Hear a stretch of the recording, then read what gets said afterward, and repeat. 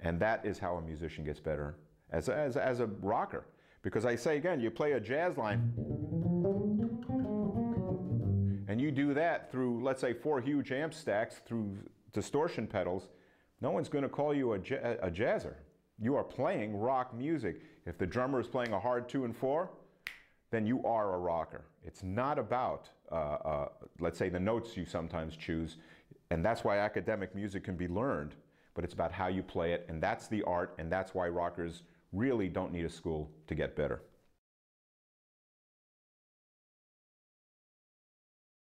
Slap is now maybe one of the most popular approaches of bass playing in the world today.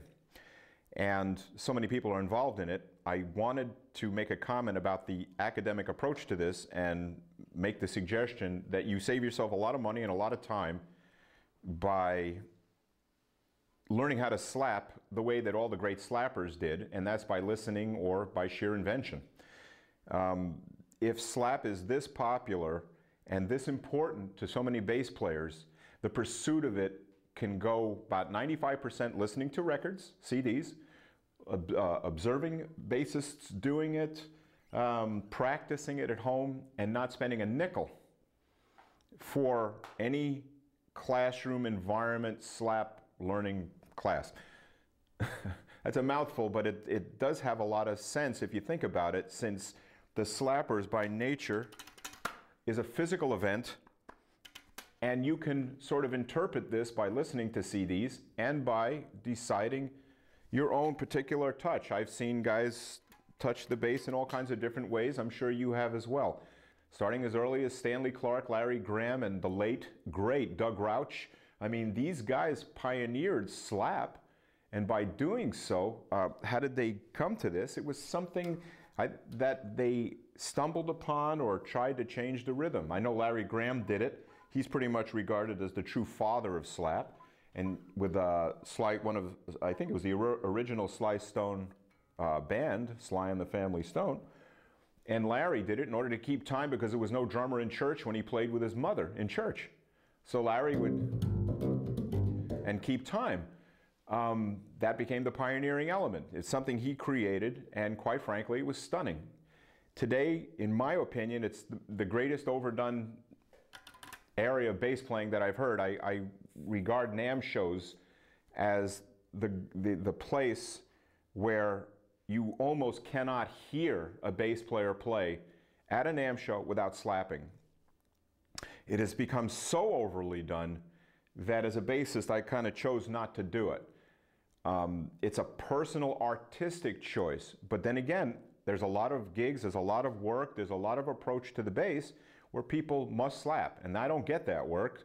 So don't go against the grain of what is out there and available. I'm just trying to communicate as a colleague to a colleague and say, if you're going to learn this music, don't go to school to do it. My opinion, hang with a guy. I mean, call up like a well-known slapper, and a lot of these guys are available, or, you know, say, I want to spend some time with you. Spend an afternoon. I think that's sort of okay, but I really wouldn't spend any more money or effort except then to sit down and find ways to do it. There are plenty of opportunities to learn slap without, let's say, spending a lot of money for slap academia, rock academia, things like this.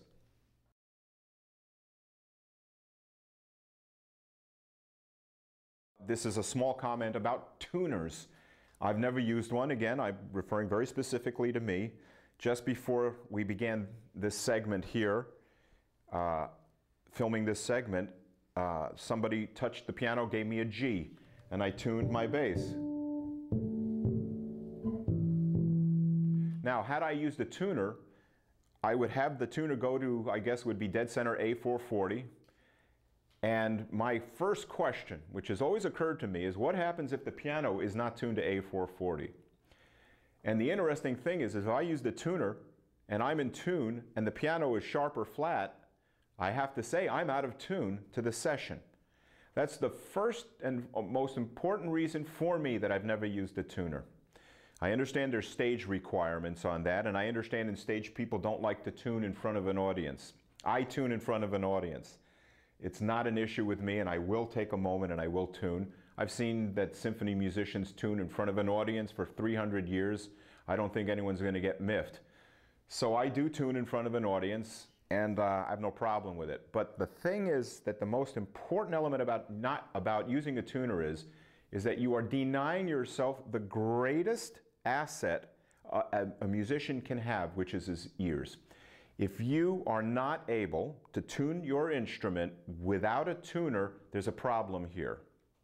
And the problem is that the only asset that we have that allows us to perform as musicians is how we hear and what we hear. If musicians, for the entire history of music, tune their instruments, that were melodic instruments, I guess, since the 1500s up until about the time that the tuner came in, what does that say about the opportunity for us to continue to be responsible for the pitch of our instrument if we now rely on a device? It's not a good way to go if, as musicians, we can't continue to grow and be even musically capable to know if we're in tune or not. Please develop your ear. And that's a hard thing because it makes you responsible. But I think it's important, and I just want to put this forward, that a tuner, if it's a tool like the metronome, use it as such in the specific areas that it is usable. And as a musician learning how to play, absolutely stand by your capability and your ability as a musician to tune and hear if you're in tune or not. It's the most responsible, maybe the first responsibility the musician has that plays a melodic instrument.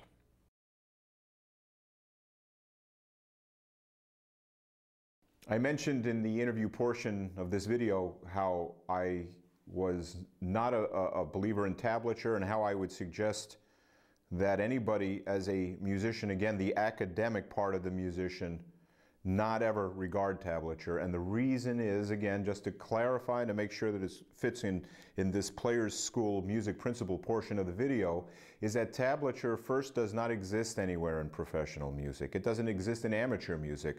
It isn't music. It's a number system for people who don't know how to read music. It's a shortcut. It's a gimmick. It allows you to quickly interpret a music usually that's popular to people, rock music or rock bass lines. And my feeling is that wouldn't it have been better for you to have learned this music using, again, that one important element that all musicians must have is your ear, to sit and listen to those records and work out those lines. And if you can't figure these lines out, work them out again. And if you can't figure them out, you try it again. The nature of tablature is shortcut. It is the quick and fast road, and as a teacher of music, aside from a performer of music, I don't go with it. And I think it's a harmful thing. Harmful in the sense that it prevents you from dealing with the fact that this is an E, this is an E flat, and this is a D, and this is a D flat. But for a lot of people doing it, I don't know what this is. What is this? This is 6, 5, 4, 3, or things like this. Music is not 6, 5, 4, 3, and I generalize. There might be some system somewhere, but the music that I'm more or less familiar with is, in fact, a note-oriented system. Tablature is a shortcut. It stops a musician from developing their ear by listening to records and getting better that way. You don't get better by doing 6, 5, 4, 3, and I would imagine you will generally find these systems, in fact, practically always. I think it's now spread over to some of the more, let's say, across-the-board magazines, but I think you find this mostly in rock magazines, where they will do this because the audience of these rock magazines are people that can't read music and therefore don't know what the names of the notes are and can't play their instruments, let's say, outside of the popular bands that they enjoy. If you want to do and stay and have aspirations to stay in the music industry, tablature will not allow that to happen for you. It's a trick, it's a gimmick, and it encourages non-readers to stay that way. Music already has a language that has been established. It's proven, it works. It not only works, it works extremely well. It is the giver of information. It is the door that opens up to where these notes are, these rhythms. How does one function on this instrument?